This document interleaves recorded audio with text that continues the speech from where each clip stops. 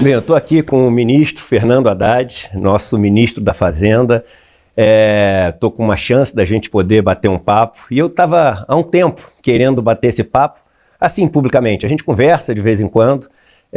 E aí aqui um ponto importante. Eu tenho, assim, um carinho enorme pelo Fernando Haddad, né? Aquele antes de ser ministro. E até diria o seguinte, eu acho que em toda a política tem meia dúzia de pessoas que eu chamaria para tomar um vinho, tomar uma cerveja comigo, e você com certeza é uma dessas pessoas, uma família maravilhosa, você é um cara legal, um cara bacana. E eu estou falando isso tudo antes, para poder te falar o seguinte, Fernando, ministro Fernando Haddad. As entrevistas que a gente vê hoje em dia, nessa sociedade tão polarizada, acabam sendo entrevistas onde ou elas são feitas, né, e até nos debates, para destruir aquela pessoa, ou são feitas para poder levantar a bola daquela pessoa. E as pessoas que assistem, elas percebem isso. E isso vai cada vez mais minando a credibilidade das conversas, das entrevistas, e fica aquele negócio de pregar para convertido, falar para sua bolha. Então eu queria usar dessa proximidade que eu tenho de você na pessoa física para ter a liberdade de conversar coisas que eu acho que são importantes a gente trazer à tona. Podemos fazer uma conversa assim? Olha, Edu, primeiro, obrigado pela oportunidade, porque o prazer que você tem é o mesmo que eu tenho em dialogar com uma pessoa aberta como você, que estuda as coisas, que procura auxiliar as pessoas a compreender a complexidade dos problemas que nós estamos enfrentando. Em segundo lugar, dizer que eu sou uma pessoa que vem da universidade, onde as divergências são tratadas com muita naturalidade. Na universidade, as pessoas não convergem em tudo, pelo contrário, o conhecimento ele só se desenvolve quando alguém faz uma observação. Será que é isso mesmo? Será que é por aqui mesmo? E aí a ciência vai dando a sua contribuição. Então você fique inteiramente à vontade, eu não tenho nenhum tabu de discutir qualquer assunto.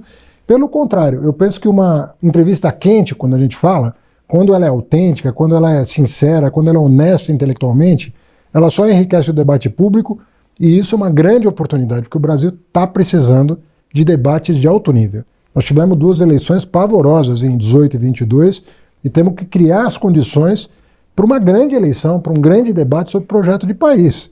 E eu acho que você é uma das pessoas mais qualificadas para contribuir com esse debate. Pô, maravilha. Então vamos começar, ministro. A gente está falando muito dessa história de aliviar o imposto das pessoas mais pobres e taxar os super ricos. E todo mundo, não todo mundo, mas a maioria parece ser a favor, né? Mas a discussão acaba ficando numa coisa meio abstrata, meio genérica. Você poderia explicar para as pessoas o que faz uma pessoa ser super rica e como essa proposta que está sendo apresentada vai taxar essas pessoas a partir de agora? Eduardo, olha, você acompanha a economia há muitos anos e você sabe que a esquerda, né, ela tem, às vezes, ela sente arrepios quando você ouve falar de ajuste fiscal. E por que a esquerda tem arrepios com isso? Dentre outras coisas, é porque ela sabe que na história do Brasil, ajuste fiscal significa penalizar as camadas mais vulneráveis da população. Então, se eu falou em ajuste fiscal, o nego se apavora. Um cara que é a favor da justiça social, serviços públicos de qualidade, já se apavora. A direita, todo dia, fala em ajuste fiscal, porque sabe que, historicamente, nunca recaiu sobre ela o ajuste fiscal. Por isso que nós chegamos a 800 bilhões de reais de incentivos fiscais para empresários, e nem de longe nós chegamos a isso de benefícios sociais para a população de baixa renda. Então, isso virou um tabu no Brasil, só que nós não estamos em condição de fazer isso agora. O mundo está muito complicado. Eu propus para o presidente, antes de aceitar o cargo de ministro da Fazenda, quando ele me sondou, eu falei, olha, eu quero te fazer uma consulta prévia para nós remarmos na mesma direção. Eu estou a fim de fazer isso.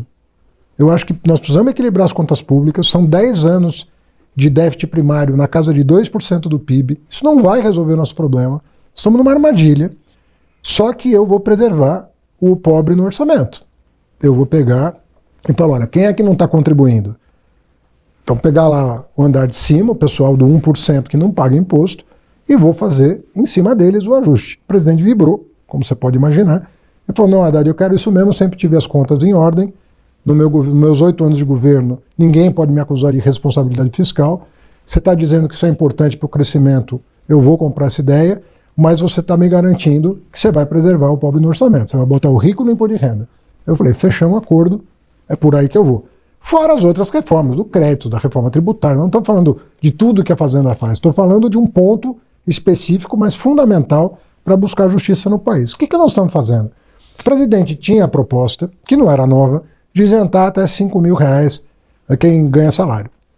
O Bolsonaro prometeu e não cumpriu, ele prometeu e falou, eu quero cumprir, não vou dar de Bolsonaro aqui, vou cumprir o que eu prometi. E nós, então, começamos a tentar encontrar a maneira de financiar essa renúncia, porque você está abrindo mão de 30 bilhões, você precisa de 30 bilhões para equilibrar.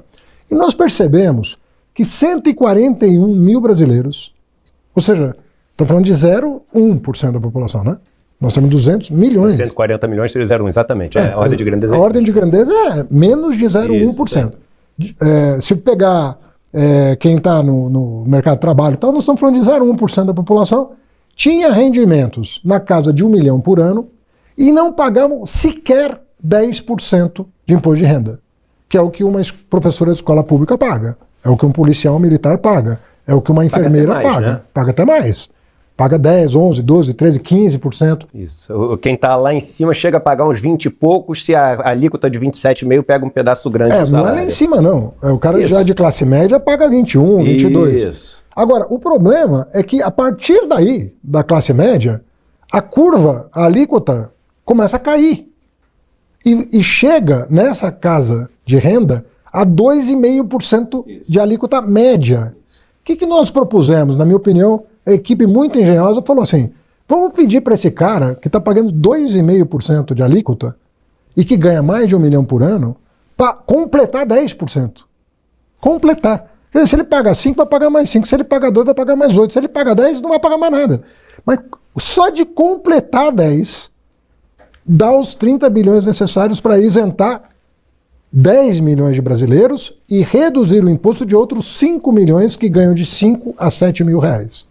Agora, posso fazer uma provocação? Toda. A provocação é a seguinte, a gente está falando de uma turma que ganha muito dinheiro, de uma turma que detém boa parte da dívida pública brasileira, porque é a turma que consegue guardar dinheiro, que investe dinheiro, e a gente está falando que essa turma paga 2,5%. De média. E a gente está falando, de média, de alíquota efetiva média. E a gente está falando que o trabalhador da classe média brasileira, que passa o maior perrengue, que acorda de manhã, que não consegue juntar dinheiro, etc., paga 20%, 21%, 22%. Por que a gente diz que a gente está fazendo justiça botando o cara para pagar 10%? Por que esse cara não tem que pagar 22%? Por que esse cara não tem que pagar 27%? Por que a gente luta pelos 10%? É isso que às vezes eu fico meio indignado, falando assim, esse cara ainda vai reclamar que está pagando menos do que o trabalhador. Você entende qual é a minha assim, indignação quando a gente busca os 10%? Eu falo assim, não, se é para ser justiça, esse cara tinha que pagar a mesma coisa que um professor paga. Você tem toda a razão. Aí entra o seguinte raciocínio. Primeiro, eu também acho pouco a alíquota de 10%. Ponto. Estamos de acordo. Eu tenho que sopesar com a relação de forças que eu tenho no Congresso para aprovar. Porque eu posso mandar 30 para lá. Né? Mas e daí? Vai aprovar ou vai ficar na gaveta de alguém? Então, o Brasil precisa dar os passos necessários para ir buscando. Nós estamos abrindo uma nova avenida, uma nova seara de trabalho que nunca foi aberta nem pelos nossos governos. Eduardo, o que deveria nos chocar também é o seguinte, nós estamos no 5º governo do PT. Nós podíamos ter feito isso no primeiro. Então eu estou botando o dedo num vespeiro que meus antecessores de direita, de esquerda, não botaram a mão nesse troço. Então, primeiro dizer isso, concordo, mas nós temos que ir mudando a mentalidade da elite brasileira.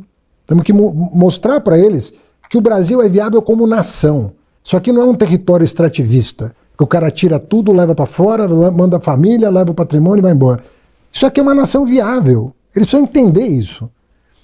Então tem uma questão pedagógica em relação à elite brasileira, que é mudar a mentalidade da elite, deixar de ser extrativista e ser produtivista. O que inclui o povo, porque se o povo não tiver renda, não tem consumo, não tem desenvolvimento, não tem nada. Tem que educar, tem que abrir a universidade. Eu, quando fui ministro da Educação, eu bati nessa coisa, o pobre tem que estar na universidade pública. Só tinha gente de classe média e classe alta na universidade pública. Quando eu fui estudante.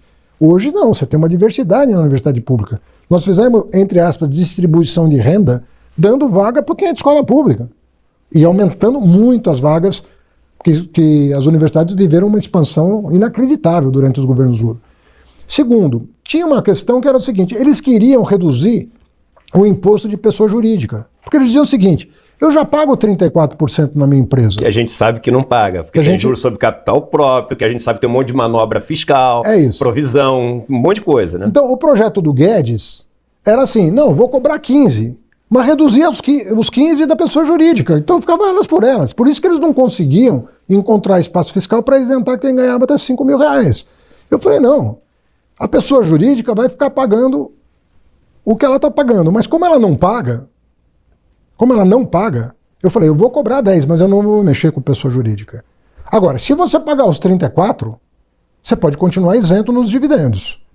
Mas quem paga 34? É tanto planejamento tributário. Ninguém paga. Então, 34, é tanto planejamento tributário que quando você vai ver ali, no frigir dos ovos... A alíquota efetiva média paga pelos bancos, efetiva, é de 14%. É isso. Então, o que nós fizemos? Nós introduzimos uma maneira de ver o problema diferenciada. Tanto é que quando os lobbies foram dentro do Congresso essa semana, dizendo, mas eu já pago 34, você tem que reduzir 10 da minha conta, os deputados mesmo falaram, não, mas se você paga 34, você vai continuar isento. E aí a máscara caiu.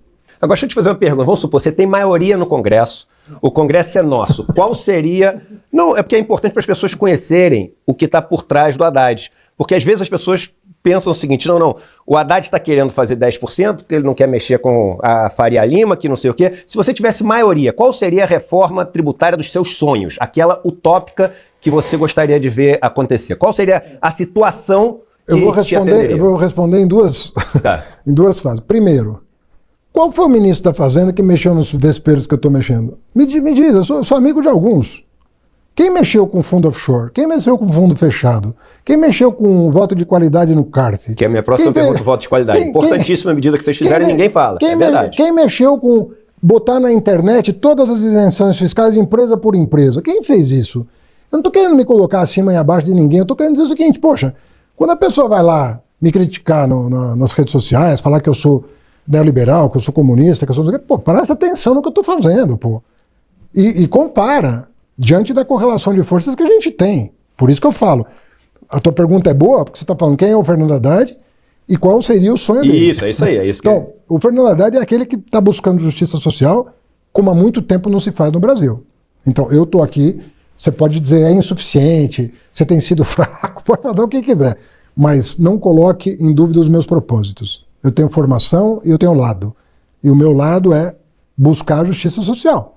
Agora, se fosse fácil, já teriam feito. O que eu fiz? Eu aprovei a maior reforma tributária do país sobre consumo, que é o IVA, que vai beneficiar as pessoas da cesta básica, as pessoas que trabalham, e estou fazendo agora da renda. Então estou fazendo as duas maiores reformas tributárias em regime democrático, que também na ditadura é fácil. Que é a segunda pergunta, se tiver poder absoluto, o que você faria? Eu não usei ditadura, eu usei maioria no Congresso, porque aí a gente ainda está dentro do campo democrático. Mas assim, se nós tivéssemos a força que a direita hoje tem, né? Ou seja, 300 votos, isso. Nós não temos 100. Qual que é a reforma tributária que seria mais correta? Nós avançarmos mais no imposto de renda para reduzir o imposto sobre consumo. A alíquota do IVA, ela poderia e poderá cair mais se nós formos futuramente na direção apontada por essa reforma. Se nós prosperarmos nesse caminho, nós vamos ter um imposto sobre consumo menor.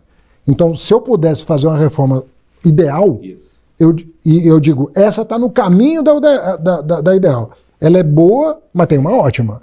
Ela é regular e tem uma boa, como você quiser. Tem uma melhor que essa para fazer? Tranquilo, sou o primeiro signatário. O caminho é esse. Qual é?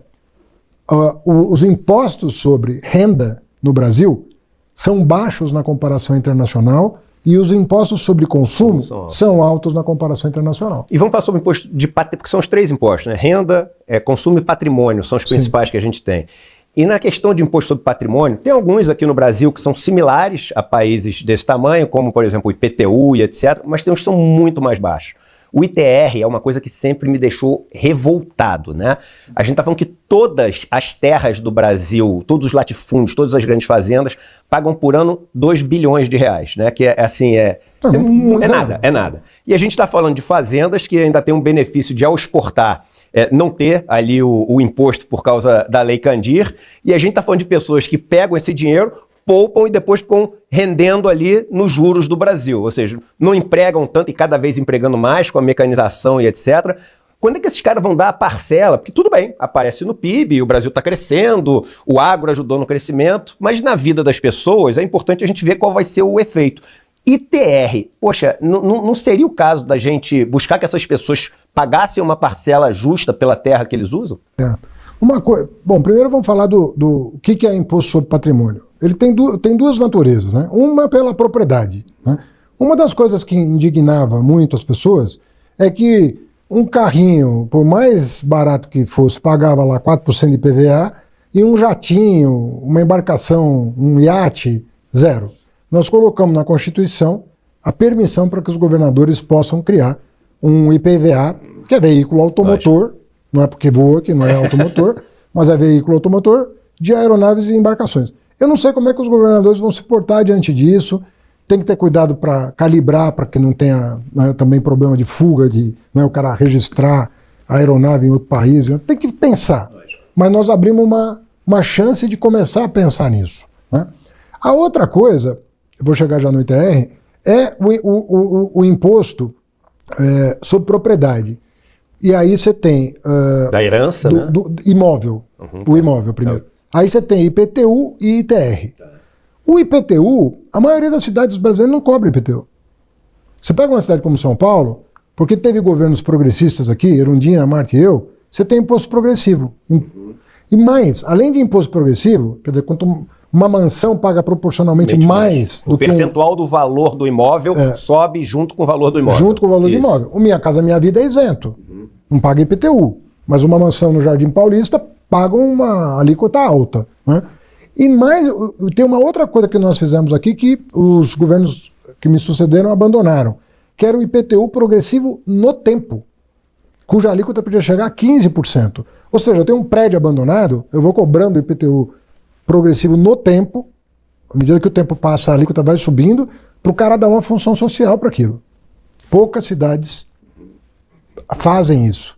Então, já existe legislação hoje no Brasil para cobrar IPVA de jatinho e embarcação, já existe legislação para IPTU progressivo, já existe legislação para IPTU progressivo no tempo, para cumprimento de função social da propriedade. Então já tem, as pessoas não fazem. O prefeito às vezes fica cheio de dedo para tocar nesse assunto. Às vezes o prefeito é o maior proprietário. Às vezes o prefeito é proprietário. Então vamos por aí. Segundo lugar, o ITR, ele foi em parte municipalizado, porque teve uma lei lá atrás. É como se o ITR fosse o IPTU do campo, mas sob jurisdição do prefeito. Está com problema isso. Nós estamos sentados com alguns prefeitos para rever essa legislação, para o prefeito ter mais participação nisso, em função do fato de que não se cobra sobre propriedade rural no Brasil. Isso não estou falando do sítio. Deixa eu dar um exemplo para as pessoas, se você me permite, Está falando ministro. do latifúndio. Não, mas só para dar um exemplo, eu tenho um sítio aqui perto de São Paulo, que fica a 15 minutos do centro de uma cidade do interior aqui de São Paulo. Eu tenho ali 120 mil metros quadrados. 120 mil metros quadrados. Por ano, eu pago R$250 de imposto. Por ano? Por ano. Não é nada, né? É zero. Zero. É zero, né? Então, assim, e é óbvio, né? Ninguém quer que isso, vai fazer, porque a gente já sabe que vai vir, porque aí não vai ser competitivo e não sei o quê. Não, então faz o seguinte, a gente encontra maneiras de, em cima do imposto que ele paga no lucro do negócio, você abate alguma criatividade para não atrapalhar a competitividade. Agora, o que não pode, na minha opinião, é os grandes donos desse patrimônio, que é o maior patrimônio nacional, que é a terra que a gente tem, poderem viver sem pagar imposto, né? E a quarta colocação que eu faria, concordando com você, é o imposto de transmissão, né? Que é a sobre herança. Que aí também no Brasil, né, é uma coisa, baixíssima, na comparação internacional, muito baixa. Não é um imposto federal, como você sabe, é um imposto estadual. A Constituição não, uma resolução do Senado permite a cobrança até 8%, e poucos estados atingiram esse percentual. Tem muitos A discussão é trazer para 0,5% de alguns estados. Aqui em São Paulo, né, os governos de direita sempre tentaram trazer esse negócio para ali perto de zero. Então, os governadores prefeitos e governadores têm muita dificuldade em lidar com impostos sobre propriedade, porque não, é uma pauta que não querem enfrentar. Você vai mexer com gente poderosa e você prefere bater na porta da União e pedir dinheiro para a União, prefere aumentar o FPM e FPA, prefere... Tem a viúva lá, que é o Executivo Federal, ela é sempre lembrada quando falta dinheiro. Então todo mundo bate na porta da viúva. Essa que é a verdade. O Executivo Federal, ele foi depenado nos últimos 10 anos. Depenado.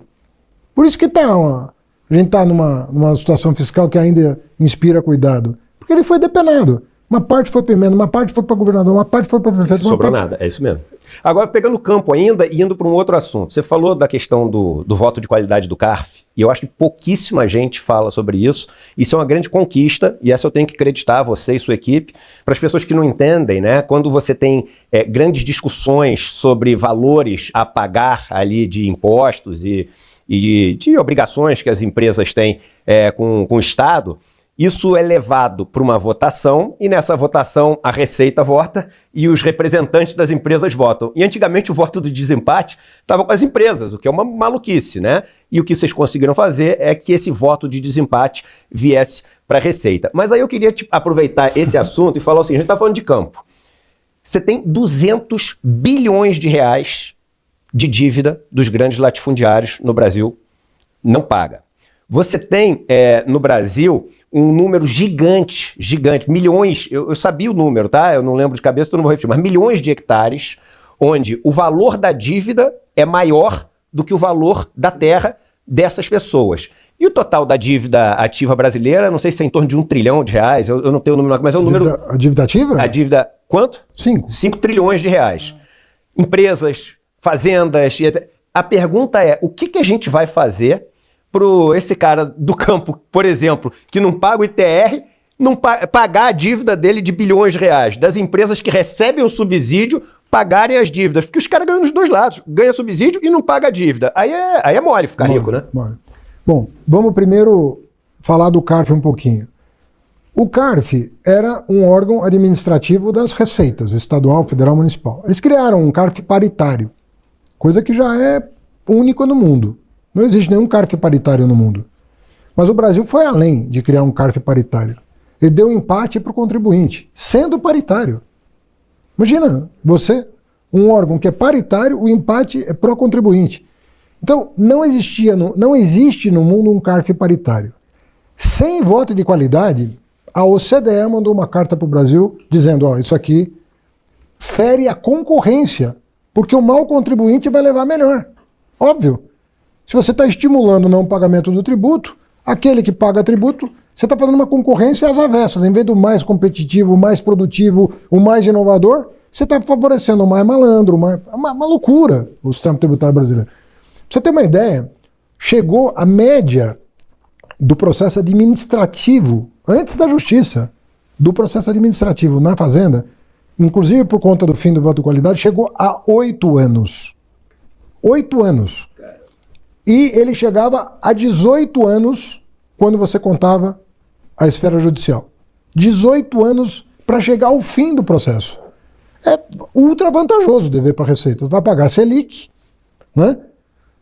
O crédito mais barato que tem no Brasil é Selic. O cara está aplicado sem pagar imposto a Selic com risco federal. Risco federal. Não tem como ficar melhor que isso. Não tem como ficar melhor. Então, nós criamos uma máquina de inadimplência. Com o voto de qualidade, voltando, nós já caímos para 5,7 anos. Você fala, ainda é muito. É muito, deveria durar menos de um ano o processo administrativo. Mas era 8. Era 8 anos. Então, Eduardo, nós estamos fazendo um trabalho de republicanização da Receita Federal. Porque ela foi privatizada no governo Bolsonaro. E isso foi uma armação que ninguém ainda fez direito uma reportagem sobre o que aconteceu. Porque vai achar todas as digitais do que de fato aconteceu com o fim do voto de qualidade no CARF. Tinha interesse de grupos econômicos que tinham processos bilionários no CARF que não queriam ser julgados, ou julgar pelo empate e sair fora com bilhões Então, o que nós precisamos fazer agora é... Nós temos algumas leis no Congresso que eu acho que vão passar, do devedor contumaz, por exemplo. Estamos há 8 anos esperando a votação do devedor contumaz, que é o famoso pilantra, que vai abrindo CNPJ atrás de CNPJ para não pagar imposto. Vai ficar devendo em contas diferentes, é isso? Em contas diferentes, você não pega o cara nunca. Ele vai quebrando empresa, abrindo empresa, quebrando empresa, abrindo empresa. Como no Brasil não tem crime tributário que dá cadeia, o cara faz isso e depois, quando junta uma porção de dinheiro, vai embora para o Brasil. Eles estão falando que o meu tempo está acabando. Não, mas o Eduardo aqui tem crédito. Estão botando pressão ali, mas eu tinha mais uma perguntinha. Posso fazer mais uma? Mais duas. Tá, porque é um assunto que me é muito caro, ministro, muito caro. E até porque eu mergulhei de cabeça e tenho conhecido muito essa realidade além dos números, na história de vida das pessoas, que é a questão das bets, né? Isso virou uma epidemia muito trágica no Brasil. A gente tem quase 10 milhões de pessoas que têm sintomas de vícios no Brasil. A gente tem, para mim esse é o pior número, né? 60% das pessoas são até 39 anos de idade, são pessoas mais jovens, um número grande de pessoas está adiando ali a sua formação. E a gente, depois de legalizar, né, a questão das bets e regular a questão das bets, esse negócio continuou subindo num ritmo absurdamente alto. E aí tem até uma questão importante, tem um estudo da Universidade da Califórnia de San Diego, da UCSD, onde eu estudei por acaso, que eles ficaram durante 7 anos analisando a situação dos Estados Unidos depois que legalizou. E o ticket médio, o valor médio apostado por pessoa, cresceu quase 400%. O valor, porque é como se as pessoas tivessem uma chancela de que aquilo é uma coisa legal para fazer, né? Legal no sentido jurídico e legal no sentido de que, poxa, vale fazer o negócio. E aí a pergunta é, a gente tem 2 tipos de apostas no Brasil. As esportivas, que são em torno de 20%, essas online, apesar da gente, né, é a que a gente mais vê, mas aquelas dos cassinos online, isso é assim, é uma roubalheira total, porque a gente não sabe nem como é que é o sistema que o cara fez, então você fica perdendo na roleta e nunca ninguém vai ter como conferir, e isso é dinheiro que está saindo para outro país. Será que não valeria a pena proibir esses cassinos online que a gente não tem o menor controle e é só perder dinheiro para ficar no botãozinho, e as esportivas fazer uma super regulação como a gente faz com cigarro?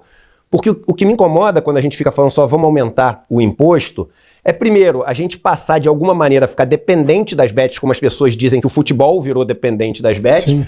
E segundo, por exemplo, se a gente for arrecadar 12 bi, mas se o povo pobre ano passado perdeu 30 bi, então é quase como se a gente estivesse fazendo uma arrecadação em cima do dinheiro do povo pobre. E esses caras conseguem comprar todo mundo, é propaganda em tudo que é lugar, é editoriais, é tudo. E a pergunta é como é que a gente vai combater isso? Porque isso é um problema muito grande e acredito até da nossa economia, né? Eduardo, você tem toda a razão em tudo que você está falando, tudo. Eu cheguei no Ministério da Fazenda com uma epidemia posta. Isso.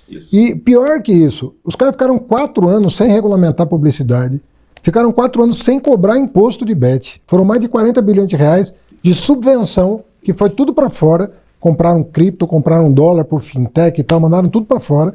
Esse dinheiro sumiu do Brasil. E diante do caos que estava, nós falamos, vamos botar isso dentro de um sistema informatizado para eu saber o que está acontecendo. Eu não tinha nenhuma noção do que estava acontecendo, né? Hoje eu sei, e é uma desgraça. O que está acontecendo é uma desgraça. Então, o que nós vamos fazer agora? Passados 6 meses, que o Estado finalmente se apropriou das informações, nós vamos levar para a mesa do presidente, né, os dados e tratar isso como um problema de saúde pública sério, um problema sério. Então nós vamos ter que ver, primeiro, a publicidade disso. Você sabe que bebida e cigarro tem uma publicidade ultra restritiva.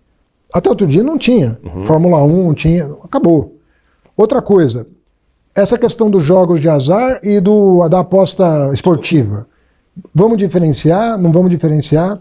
Outra coisa, fintech que está servindo de veículo para bet ilegal.